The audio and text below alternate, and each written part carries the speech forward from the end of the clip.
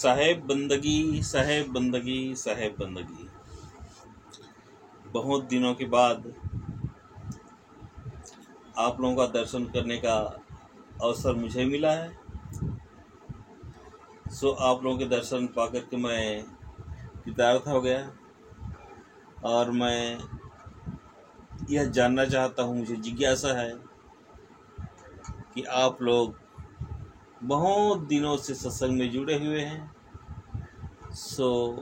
मैं तो पारक सिद्धांत से हूँ और आप लोगों का समिति भी सतगुरु कबीर पारक सत्संग समिति के नाम से जाहिर है, प्रसिद्ध है और आप उनमें से एक बहुत ही सक्रिय सदस्य हैं। मैं आपसे जानकारी चाहता हूँ। सबसे पहले आप अपना परिचय बताइएगा। मेरा नाम जगेश्वर प्रसाद कश्यप, डोंगा कोहरा, थाना पामगढ़, जिला जांजगीर चांपा का रहने वाला हूँ। धन्यवाद धन्यवाद। आप इस समिति में जुड़े हुए हैं कि नहीं? मैं इस समिति में करीब मुझको 20 साल से 25 साल हो गए। धन्यवाद धन्यवाद। तो आप लोग इस समिति में रह करके क्या काम करते हैं? इस समिति में मैं रह करके प्रतिदिन शाम को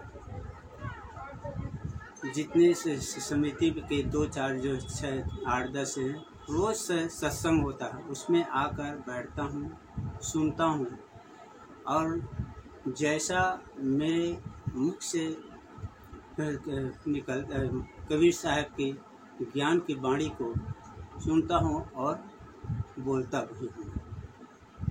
धन्यवाद। तो ये बताइएगा, आप अपना व्यक्तिगत तो काम करते ही हैं, साथ साथ सामाजिक कार्यक्रम या सामाजिक लाभ आपके समिति के द्वारा किस प्रकार से पहुंचाते हैं समाज को? मैं इस सत्संग को सुन करके अपने सहयोगी सहपाठी भाइयों को इतना सुझाव देता हूँ, सभी से हिल मिल कर रहो। हिल मिल रहने से बहुत फायदा है। इसमें आपसी मनुष्यता दूर होता है और सभी से प्रेम बढ़ता है, लड़ाई झंझटों से दूर रहता है, सहने से कोई बिगड़ता नहीं है, बिगड़ता काम बन जाता है और जहाँ दो लड़ाई हो रहा है वहाँ से चुप रह जाओ तो अपने आप वह शांत हो जाता है। ऐसी हमारे जो इष्ट मित्रों को मैं सुझाव देता हूँ। धन्यवाद। तो आप लोग रोज बीजक पाठ करते होंगे कि रामायण पाठ करते हैं? मैं प्रतिदिन पहले संध्या पाठ करता हूँ, उसके बाद बीजक पाठ करता हूँ और उसके बाद कुछ संतों की वाणी को मोबाइल द्वारा मैं प्रतिदिन सुनता और देखता हूँ। बहुत अच्छा, धन्यवाद। तो ये बताइए, आप इस गांव में अन्य संप्रदाय के लोग भी तो रहते होंगे, तो क्या उनके वाणी को सुनते हैं, समझते हैं, उनको क्या प्रेरणा देते हैं या फिर उनके प्रति, उनके ग्रंथों के प्रति आपका क्या विचार है?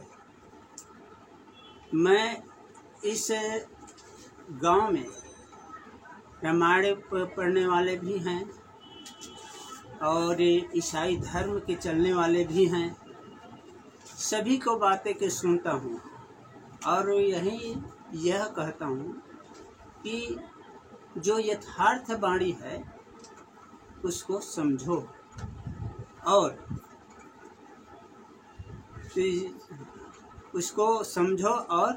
उस पर चलो। मैं किसी की बुराई नहीं करता, जिसको सभी के पास जाता हूँ और सुनता हूँ, जो अच्छा लगता है। कबीर साहब ने कहा है, साधु ऐसा चाहिए जैसे शुभ स्वभाव, सार सार को गही रहे थोथा जय उड़ाव। उसमें को सुनता हूँ और सार बात को ग्रहण कर लेता हूँ। जो मिथ्या बात है, जो पकड़ने लायक नहीं है, उसको मैं बस सुन करके बहा देता हूँ। आप लोग यहाँ सत्संग समिति बनाए हुए हैं, सो कुछ कार्यक्रम करते हैं कि नहीं करते हैं? अभी हमारे यहाँ लगभग 30 वर्ष से समिति द्वारा हर साल कार्यक्रम होता है और बाहर से संत आते हैं और दूर दराज गांव के भी संत भक्त लोग आकर बड़े प्रेम से सुनते हैं और भोजन भंडारा की व्यवस्था करते हैं। सभी को भोजन प्रसाद दे करके लास्ट में जिसके गांव के, हमारे गांव के जितने प्रतिष्ठित आदमी, हम अच्छे लोग आदमी हैं, उनको भंडारा को करके उसको खिलाते पिलाते हैं और फिर भजन का और भोजन का लाभ उठाते हैं। बहुत अच्छा बात। साहब जी ने भी कहा है, भूखे भजन न होए गोपाला, ले ले अपनी कंठी माला। तो आप साल भर में कितने कार्यक्रम करते हैं? कौन कौन से कार्यक्रम?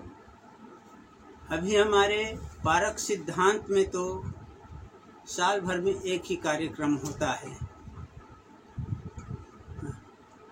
यहाँ ऐसे तो हमें माने वार्षिक कार्यक्रम एक बार होता है और कबीर जयंती है, गुरु पूर्णिमा है, ये हर साल कार्यक्रम होता है। इसमें अपने गांव के जितने श्रद्धालु को बुलाते हैं और भोजन प्रसाद दे करके उसको खिलाते हैं और भजन का भी लाभ उठाते हैं। तो आप लोग साल भर में 3 कार्यक्रम करते हैं? हाँ। तो 3 कार्यक्रम में तो बहुत खर्चा वगैरह होता होगा, तो वहन कहाँ से करते हैं आप लोग? वैसे अधिक खर्च हमारे जो वार्षिक अधिवेशन में 3 दिन का कार्यक्रम होता है, इसमें होता है, और गुरु पूर्णिमा है और कबीर जयंती है, उसमें करीबन कम खर्च आता है। तो इसमें अपने समिति से और अपने सही धन से, सहयोगी धन से, समिति के धन से अपना खर्चा करते, वहन करते हैं, चंदा करते हैं। ठीक है, धन्यवाद।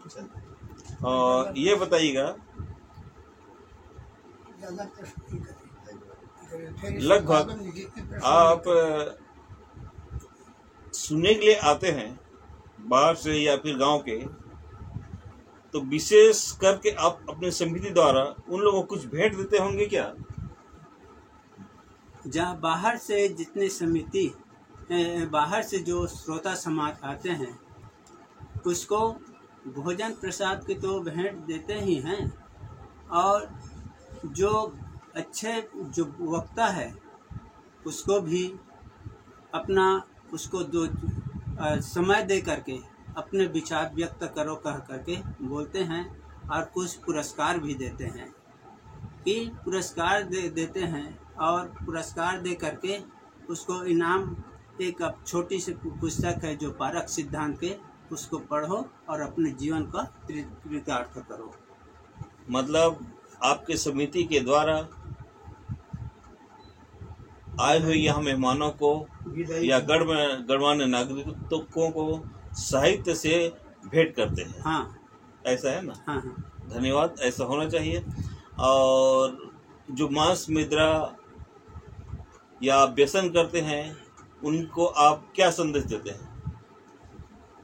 जो मांस और मदिरा का सेवन करने वाले व्यक्ति को आप जितने दिन तक खाए वो ठीक, अब आगे अपना चरित्र सुधार लो और आगे सुधार कर दृढ़ संकल्प करके छोड़ दो कि मैं आज से बीड़ी, तंबाकू, गांजा, भांग का सेवन नहीं करूंगा।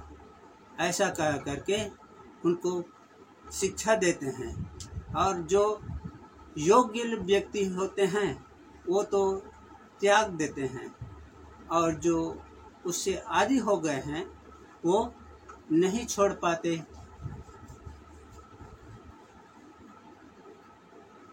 तो नहीं छोड़ पाते, वो तो बात तो सही। क्या उसको छुड़ाने का प्रयास करते हैं कोई कहानी के माध्यम से या व्यक्ति के माध्यम से या साहित्य के माध्यम से? किस प्रकार से उसको आप लोग प्रोत्साहित करते हैं कि इसको छोड़ो छोड़ो छोड़ो? किस प्रकार से उसको लाभ देना चाहते हैं? उसको कई दृष्टांत देकर समझाते हैं और उसके हानि को भी बताते हैं, पर जो इच्छा लगता है वो छोड़ देते हैं।